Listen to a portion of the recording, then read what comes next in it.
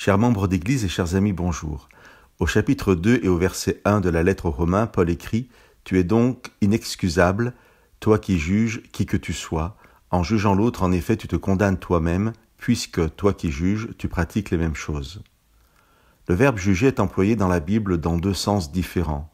L'un où l'on juge ce que la personne a fait, où l'on pose un regard critique sur une situation.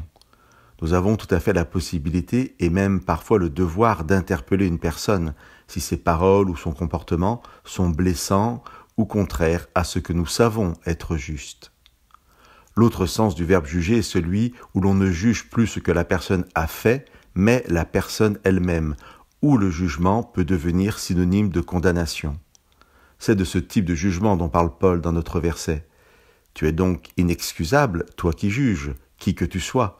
En jugeant l'autre, en effet, tu te condamnes toi-même, puisque toi qui juges, tu pratiques les mêmes choses. La Bible ne fait pas de différence entre les péchés. Elle fait certes une différence sur les conséquences des péchés.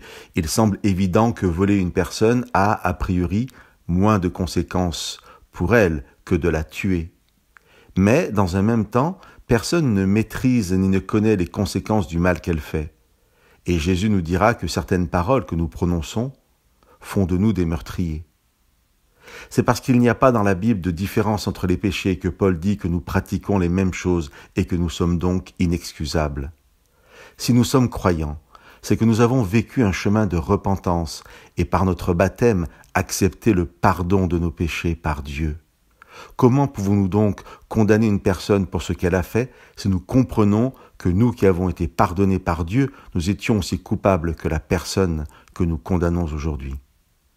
Je vous laisse avec une autre parole de Paul au chapitre 6 de sa lettre aux Galates. À travers cette lecture, quelle joie de se rappeler aujourd'hui comment nous pouvons accomplir la loi du Christ. Mes frères, si quelqu'un vient à être surpris en une faute, quelle qu'elle soit, vous, les spirituels, aidez-le à se rétablir avec un esprit de douceur. Prends garde à toi-même, de peur que toi aussi tu ne sois mis à l'épreuve. Portez les fardeaux les uns des autres, et vous accomplirez ainsi la loi du Christ. Que le Seigneur vous bénisse.